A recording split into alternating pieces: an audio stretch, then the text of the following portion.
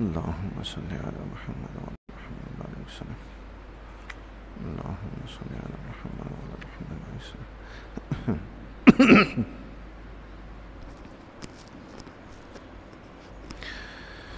اعوذ باللہ من الشیطان الرجیم بسم اللہ الرحمن الرحیم وَيَوْمَ نُسَيِّرُ الْجِبَالَ اور جس دن ہم پہاڑوں کو چلائیں گے یعنی قیامت کے دن پہاڑوں کو اللہ تبارک و تعالی زمین سے اکھاڑ دے گا یا تو وہ پورے کے پورے پہاڑ بادلوں کی طرح اڑنے لگیں گے یا پھر اللہ تعالیٰ انہیں ریزہ ریزہ کر دے گا روئی کی طرح تو وہ ہوا میں اڑنے لگیں گے۔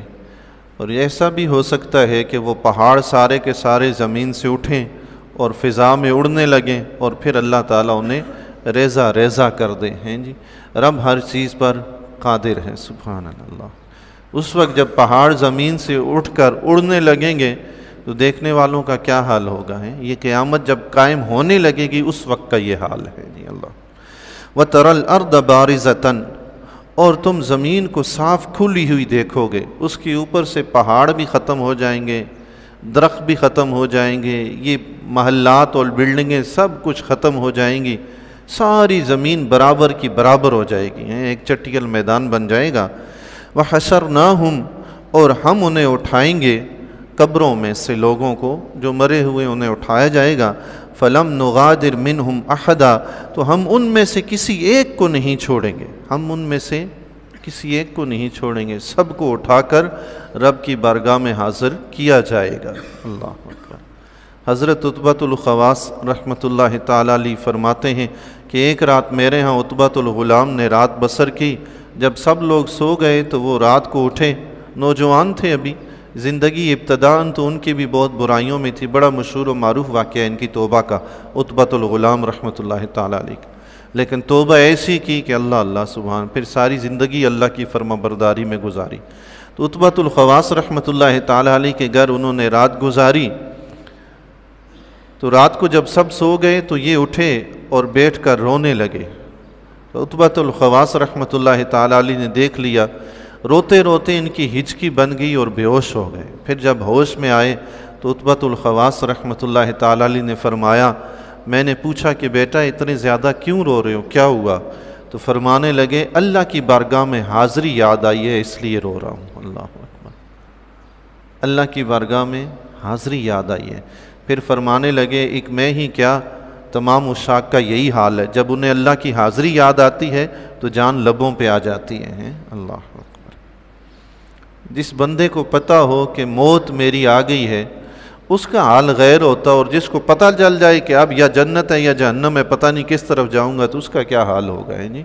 اللہ اپنی حفظ و امان میں رکھے۔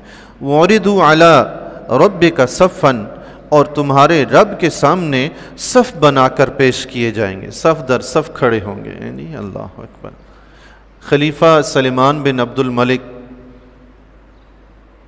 اس نے ابو حازم سے پوچھا کہ مجھے یہ تو بتاؤ کہ ہم قیامت سے گھبراتے کیوں ہیں، ہم قیامت سے گھبراتے کیوں ہوں؟ ابو حازم نے کہا صاف ظاہر ہے، اس کی وجہ صاف ظاہر ہے کہ تم لوگوں نے دنیا سنوار دی اور اپنی آخرت ویران کر دی۔ اب دنیا کی آبادی کی وجہ سے اور آخرت کی ویرانی کی وجہ سے تم لوگ گھبراتے ہو، یعنی تم نے دنیا کو تو آباد کیا، آخرت کی فکر نہ کی۔ تو خلیفہ نے پوچھا اچھا یہ تو بتاؤ کہ قیامت کے دن ہمیں جزا سزا کیا ملے گی؟ انہوں نے کہا یہ بھی ظاہر ہے، خود قرآن نے فرمایا ان الابرار لفی نعیم و ان الفجار لفی جحیم، نیک لوگ، پاکیزہ لوگ، پرہیزگار لوگ اللہ کی جنت کی نعمتوں میں خوشحال ہوں گے، عیش و عشرت سے ہوں گے، اور گناہگار فاسق فاجر جہنم میں جائیں گے۔ یہ بھی اللہ کا فیصلہ ہے، یہ جزا سزا ہوگی اور کیا ہوگا۔ اس نے کہا اچھا یہ تو بتاؤ کہ رب کی بارگاہ میں ہماری حاضری کیسے ہوگی؟ انہوں نے کہا یہ بھی ظاہر ہے، اس کی مثال تم ایسے سمجھو جیسے کوئی شخص اپنے گھر سے کہیں تشریف لے گیا ہو، چلا گیا ہو، عرصہ دراز کے بعد وہ واپس اپنے گھر پلٹے تو اسے دیکھ کر یہ نیک، فرمایا نیک انسان کی مثال ایسے ہے جیسے عرصہ دراز سے کوئی شخص اپنے گھر سے نکل گیا اور پھر عرصہ دراز کے بعد واپس آئے، اس کو دیکھ کر اس کے گھر والے بھی شاداں و فرخاں ہوں اور وہ بھی خوشحال ہو جائیں۔ سبحان اللہ۔ یہ نیک کی مثال تو ایسے ہوگی حاضری رب کی بارگاہ میں، اللہ اکبر۔ اور فرمایا برے کی مثال ایسی ہے جیسے کسی بھاگے ہوئے غلام کو پکڑ کر کھینچ کر اس کے مالک کے دربار میں لایا جائے، یہ برے کی مثال ہے، اللہ اکبر سبحان اللہ۔ اللہ والے جو ہوں گے وہ سمجھو کہ اپنے گھر واپس لوٹے، اور جو بدکار سیاکار ہوں گے یوں سمجھو کہ آج ان کو پکڑ کے گرفتار کر کے لایا جا رہا ہے، پیشی ہوگی کہ تم نے یہ حرکتیں کیوں کی۔ اللہ تعالیٰ اپنی حفظ و امان میں رکھے۔ حضرت فضیل بن عیاض رضی اللہ تعالیٰ عنہ قیامت کے اس منظر کو دیکھ کے فرماتے ہیں کہ نہ تو مجھے انبیاء پر رشک آتا ہے، نہ اولیاء پر رشک آتا ہے، نہ ملائکہ مقربین پر رشک آتا ہے، مجھے تو رشک اس پر آتا ہے جو ابھی پیدا ہی نہیں ہوا۔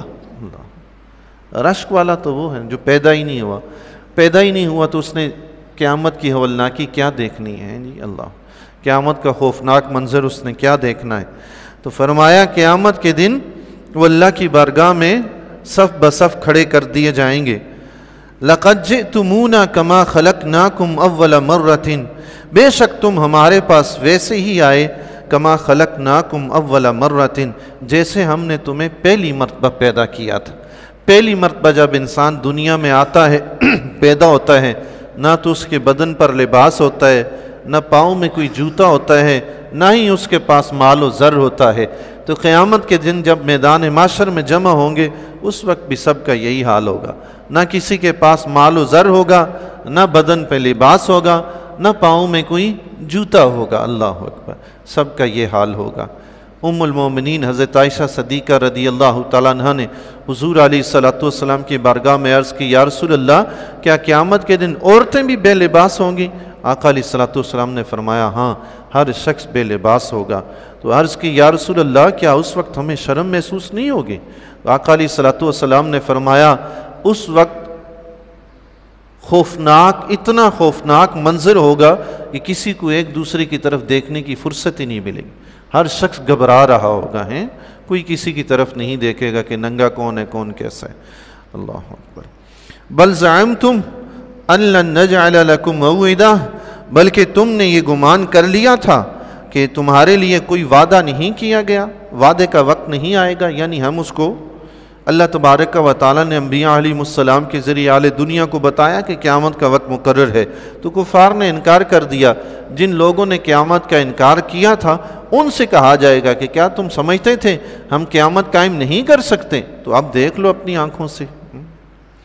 وَوُضِعَ الْكِتَابُ، اور اعمال نامہ رکھ دیا جائے گا، سب کو دے دیا جائے گا، سب کے سامنے پیش کر دیا جائے گا۔ مومنین کو دائیں ہاتھ میں اور کفار کو بائیں ہاتھ میں نامہ اعمال دیا جائے گا۔ فَتَرَى الْمُجْرِمِينَ مُشْفِقِينَ مِمَّا فِيهِ، تو تم دیکھو گے مجرمین کو کہ وہ جو کچھ اس میں ہے اسے دیکھ کر ڈر رہے ہوں گے، اللہ اکبر، جو کچھ اس میں ہے دیکھ کر ڈر رہے ہوں گے۔ وَيَقُولُونَ يَا وَيْلَتَنَا مَا لِهَذَا الْكِتَابِ، اور وہ کہتے ہوں گے ہائے افسوس، ما لہذا الکتاب، اس کتاب کو، اس عمال نامے کو کیا ہوا، لا یغادر صغیرۃ ولا کبیرۃ الا احصاها، اس نے نہ تو کوئی چھوٹا چھوڑا نہ کوئی بڑا چھوڑا، سارے کا سارا اس نے شمار کر لیا ہے، ہر چیز اس میں لکھی ہوئی ہے۔ ہم تو سمجھے تھے کہ یہ کوئی چھوٹی سی بات ہے، چلیں یہ چھوڑ دیں، کوئی چھوڑا ہی نہیں ہے، ہر ایک چیز لکھی ہوئی ہے۔ آقا علیہ السلام نے فرمایا تم جن گناہوں کو معمولی سمجھتے ہو انہیں معمولی نہ سمجھو، ان کی مثال ایسی ہے جیسے ایک قوم کسی وادی میں جا کر اترے اور پھر وہ لکڑیاں گٹھی کریں تو ہر فرد ایک ایک لکڑی لے کر آئے تو وہاں لکڑیوں کے ایک انبار لگ جائے۔ فرمایا چھوٹے چھوٹے گناہ بھی ایسے ہی ہیں کہ انسان جب چھوٹے چھوٹے گناہ کرتا ہے تو وہ بھی دل کی سیاہی کے لیے بہت بڑا انبار بن جاتے ہیں، بہت بڑا۔ اور پھر ایک حدیث شریف میں آقا علیہ السلام نے فرمایا چھوٹے گناہوں کو چھوٹا سمجھ کر نہ کرو، کیونکہ قیامت کے دن یہ چھوٹے چھوٹے گناہ بھی بڑے بڑے پہاڑوں کی مانند ہوں گے۔ کہتے ہیں نا قطرہ قطرہ مل کر دریا بنتا ہے، جسے ہم چھوٹا سمجھتے ہیں تو وہ چھوٹے جمع ہوتے ہوتے وہ بھی پہاڑ بن جاتے ہیں، اللہ۔ وَوَجَدُوا مَا عَمِلُوا حَاضِرًا، اور جو کچھ انہوں نے اعمال کیے تھے وہ سب کے سب اپنے سامنے پائیں گے۔ وَلَا يَظْلِمُ رَبُّكَ أَحَدًا، اور تمہارا رب کسی پر ظلم نہیں کرتا، تمہارا رب کسی پر ظلم نہیں کرتا۔ ایسا نہیں کہ کوئی نیکیاں لے کر آئے تو رب اس کو نیکیوں کی جزا ہی نہ دے، بدلہ ہی نہ دے، اس کا ثواب ہی نہ دے، ایسا نہیں ہے۔ اور ایسا بھی نہیں کہ کسی نے گناہ ہی نہ کیا ہو رب اس کو سزا دے، ایسا بھی نہیں ہے۔ اور ایسا بھی نہیں ہے کہ کسی نے نیکیاں کی ہیں اس کو ثواب تو ملا مگر نیکیوں کے مقابلے میں کم ملا، ایسا بھی نہیں۔ کسی نے گناہ کیا اس کی سزا تھوڑی بنتی تھی اس کو زیادہ دے دی، ایسا بھی نہیں۔ اللہ تبارک و تعالی عدل و انصاف کرنے والا ہے، کسی کے ساتھ زیادتی نہیں کرے گا۔ حضرت عمر بن خطاب رضی اللہ تعالیٰ عنہ جلیل القدر صحابی ہیں، مسلمانوں کے خلیفہ ثانی ہیں۔ آپ رضی اللہ تعالیٰ عنہ کے وصال کے 20 سال بعد کسی نے آپ کو خواب میں دیکھا کہ کیا ہوا؟ فرمانے لگے ابھی ابھی حساب سے فارغ ہوا ہوں۔ اللہ، 20 سال کے بعد ابھی ابھی حساب سے فارغ ہوا ہوں اور اللہ کی بارگاہ میں میری گرفت ہوئی، مجھ سے کہا گیا کہ فلاں پل ٹوٹا ہوا تھا، اس میں سے بکری کا بچہ گزرتے ہوئے اس کی ٹانگ ٹوٹ گئی تھی، اس پر میری گرفت کی گئی۔ اللہ، تم حکمران تھے، بکری کے بچے کی ٹانگ ٹوٹی ہے، تمہیں پرواہ نہیں ہے، تم نے پل ٹھیک نہیں کروایا۔ اللہ اکبر۔ اور فرماتے ہیں پھر رب کائنات نے مجھے اس وجہ سے معاف کر دیا کہ میں نے ایک مرتبہ ایک چڑیا کسی سے لے کر، کوئی بچہ پنجرے میں بند کر کے بیچ رہا تھا، کسی سے خرید کر میں نے اس چڑیا کو آزاد کر دیا تھا، تو رب نے میرے اس عمل کے طفیل مجھے بھی بخش دیا ہے۔ سبحان اللہ۔